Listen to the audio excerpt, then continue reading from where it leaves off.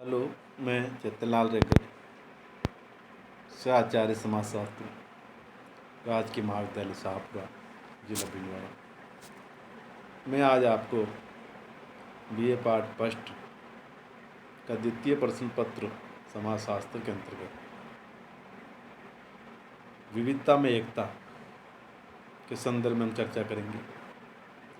भारतीय समाज और संस्कृति की एक अनूठी विशेषता है विविधता में एकता। इस विशेषता ने ही इसे अनंत काल से अब तक जीवित रखा है। भारत में प्रजाति, जाति, धर्म, संस्कृति एवं भाषा की दृष्टि से अनेक भिन्नताएं पाई गई और इन विभिन्नताओं के होते हुए भी संपूर्ण राष्ट्र में एकता के दर्शन होते हैं। तो हम अपने यहाँ पर भारत की विभिन्नता में एकता के दर्शन के लिए जिन क्षेत्रों के बारे में हम अध्ययन करेंगे, उसमें सबसे पहली जो विविधता में एकता जो वह है भौगोलिक विविधता में एकता। भौगोलिक दृष्टि से भारत में अनेक विशेषताएं, विषमताएं व्याप्त हैं। यहाँ उष्ण एवं समशीतोष्ण कटिबंधों की जलवायु का प्रदेश है। जैसे चेरापूंजी में वर्ष में सबसे अधिक,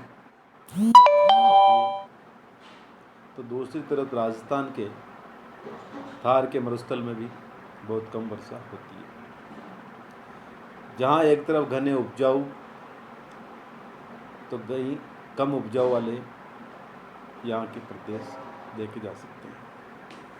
इन सब विशेषताओं के बावजूद, इन सब विविधताओं के बावजूद संपूर्ण देश भौगोलिक दृष्टि से एक इकाई के निर्माण करता है तथा देश की प्राकृतिक सीमाओं ने इसे अनेक देशों से अलग किया और यहाँ के देशवासियों में एक क्षेत्र में निवास करने की भावना जागृत की। उत्तर प्रदेश में यानी कि भारत के नॉर्थ साइड में बद्रीनाथ, दक्षिण में रामेश्वरम, तो पूर्व में पुरी और पश्चिम में द्वारिका, ये भारत के तीर्थ स्थल हैं जो सभी देशवासियों को एकता के सूत्र में पिरोते हैं। इसी प्रकार से ऐतिहासिक विविधता में एकता, अगर इसके संदर्भ में हम बात करें तो अति प्राचीन काल से भारत में विदेशियों के लिए भारत आकर्षण का केंद्र रहा। इसके प्राकृतिक वैभव, धन संपदा व प्रसिद्धि के कारण विदेशी भारत में आने का मोह न त्याग सके।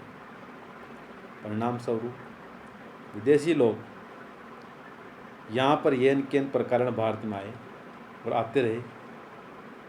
कुछ लोग यहाँ रहे और लूटपाट की, साथ ही यहाँ कई धर्मों और प्रजाति के लोग यहाँ आकर के बस गए। इनका इतिहास में भिन्नता का होना स्वाभाविक है, किंतु जब वे भारत में स्थायी रूप से बस गए तो उन्होंने एक समन्वित संस्कृति का निर्माण किया। तो प्राचीन काल से ही भारत में विभिन्न धर्मों एवं जातियों एवं संस्कृतियों ने एक समान भारतीय इतिहास का निर्माण किया। इसी प्रकार नंबर 3, धार्मिक विविधता में एकता। भारत में विभिन्न धर्मों की जन्मभूमि कहा गया है। यहाँ हिंदू धर्म, जैन धर्म, बौद्ध धर्म एवं सिख धर्मों का यहाँ उदय भारत में हुआ। इसके साथ इस्लाम और ईसाई धर्म विदेशों से यहाँ आए। प्रत्येक धर्म में कई मतांतर एवं संप्रदाय पाए गए। उनके नियमों एवं मान्यताओं में अनेक प्रकार की विविधताएं हैं। इतना होने के बावजूद धर्म के जो पुजारी थे भारत में रह करके एकता के रूप में रहे, साथ रहे और भारत में एकता स्थापित की। तो भारत में अब अनेक प्रकार के जो यहाँ त्यौहार हैं मनाए जाते हैं, फिर भी सभी धर्मों के लोग परस्पर एक दूसरे का अभिवादन करते हैं। संकट के समय या दंगों के समय एक दूसरे को शरण देते हैं। एक ही व्यवसाय में विभिन्न धर्म के लोग साथ साथ काम करने के कारण सामाजिक एकीकरण की जो प्रक्रिया है उसको बल मिला। भारत में गांव बहुजातीय बहुधार्मिक भी थे। उत्तर प्रदेश में हिंदू काश्तकार और मुस्लिम भूस्वामी, हिंदू स्वामी, मुस्लिम काश्तकार पाए गए।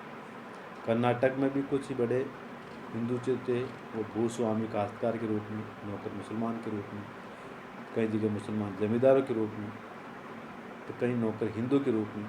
इस प्रकार से विश्व विभिन्नताएँ जो धर्म में कार्य करने वाले व्यक्तियों की बात में देखी जा सकती है।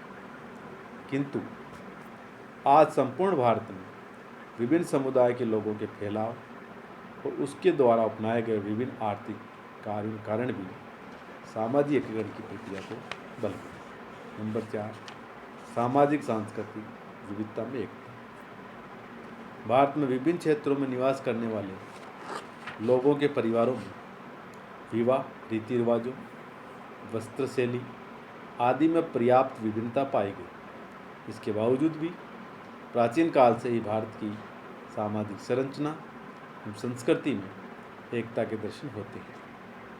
संयुक्त परिवार प्रणाली, जाति व्यवस्था, वर्णाश्रम व्यवस्था, कर्म धर्म संपूर्ण भारतीय समाज में ये प्रारंभ से ही मौजूद है। इन तत्वों के स्वरूपण और मत ऐक्य के कारण भारतीय समाज में संतुलन और स्थायित्व जो है वो दृढ़ बना। तो कहने का तात्पर्य सामाजिक और सांस्कृतिक विविधता के में एकता भी भारतीय समाज में देखी जा सकती है। नंबर 5, भाषाई विविधता में एकता। भारत में कई प्रकार की भाषाएं एवं बोलियां का जो प्रचलन है वो आदिकाल से चला आ रहा है। हिंदू, उर्दू, कश्मीरी, पंजाबी, सिंधी, गुजराती, राजस्थानी, बिहारी, उड़िया, असमी, मराठी, तेलुगु, तमिल, कन्नड़, मलयालम आदि भाषाएं भारत में अलग अलग क्षेत्रों में बोली जाती हैं। भाषा की इस विविधता के उपरांत भी सभी भाषाओं पर संस्कृति का प्रभाव होने के कारण उनमें एकरूपता पाई जाती है। संस्कृति भाषा ने पूरे देश में हिंदू शास्त्रीय संस्कृति के वाहक का कार्य किया। त्रिभाषा फॉर्मूला के अंतर्गत शिक्षण संस्थाओं में छात्रों को हिंदी, अंग्रेजी व किसी अन्य प्रांत की एक भाषा सिखाई जाती है। इससे विभिन्न भाषियों के बीच एकता के भाव पैदा होते हैं। प्राचीन समय से ही संस्कृत, पाली, प्राकृत भाषाओं का संपूर्ण भारत में प्रचलन रहा। आर्यों के आने से पहले भी सारे भारत में द्रविड़ भाषा ही बोली जाती थी। भारतीय संविधान में हिंदी को राष्ट्रभाषा के रूप में स्वीकार किया गया। इस प्रकार से विभिन्न प्रकार की भाषाओं की विविधता के होने के बावजूद भी भाषाई दृष्टिकोण से भारतीय समाज में एकता के रूप में इसका जो रूप है वो देखा जा सकता है। इसी प्रकार नंबर 6, राजनीतिक विविधता में एकता। राजनीतिक दृष्टि से भी भारत में विभिन्नता और एकता रही। अशोक एवं अकबर के समय को छोड़ दे संपूर्ण भारत कभी भी एक प्रशासक के अधीन नहीं रहा। अंग्रेजों के पूर्व सामंतों के विभिन्न राज्य रहे। अंग्रेजों के शासनकाल में पहली बार सारे देश पर एक ही सरकार का शासन रहा। स्वतंत्रता के बाद सारे देश में एक प्रजातांत्रिक सरकार की स्थापना हुई। विभिन्न प्रांतों में प्रांतीय सरकारें हैं।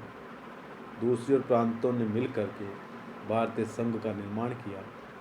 विभिन्न प्रांतों में यहाँ एकता का जो प्रदर्शन है वो चीन एवं पाकिस्तान के आक्रमण के दौरान हुआ, जब भारत की विभिन्न जातियों व धर्मों के संबंधित तब विभिन्न भाषी लोगों ने एकजुट होकर इन युद्धों का सामना किया। इस संदर्भ में एम.एन. श्रीनिवास ने कहा कि पंचवर्षीय योजनाएं और सामंतवादी आदर्श पूरे देश के लिए एक सरकार और एक नागरिक और फौजदारी कानून संहिता भारत की एकता और सामुदायिक समाज होने के पर्याप्त प्रमाण हैं। तो सारे देश के लिए एक ही संविधान भी है, उसका प्रावधान भी किया गया है, जहाँ सब नागरिकों को समानता का अधिकार है। इस दृष्टिकोण से राजनीतिक विविधता में एकता भारत में देखी जा सकती है। इसी प्रकार प्रजातीय विविधता में एकता। प्रजातीय दृष्टिकोण से भारत को विभिन्न प्रजातियों का अजायब घर कहा गया।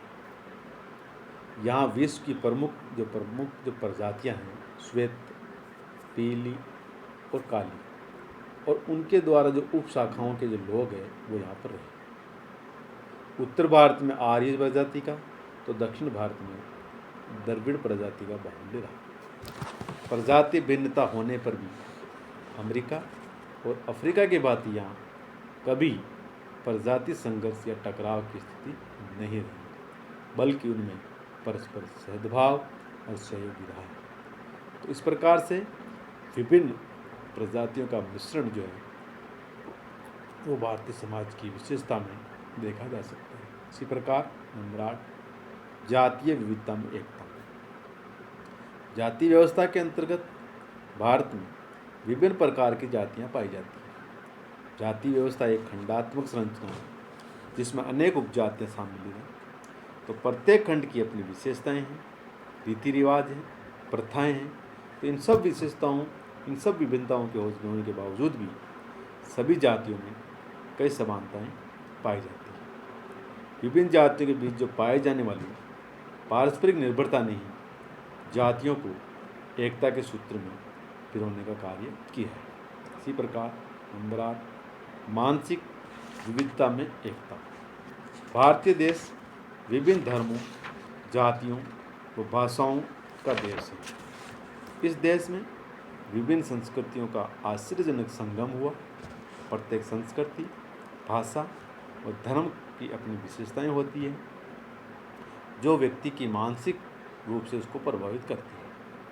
प्रत्येक व्यक्ति के विचारों पर उसके धर्म और संस्कृति की अमिट छाप देखी जा सकती है।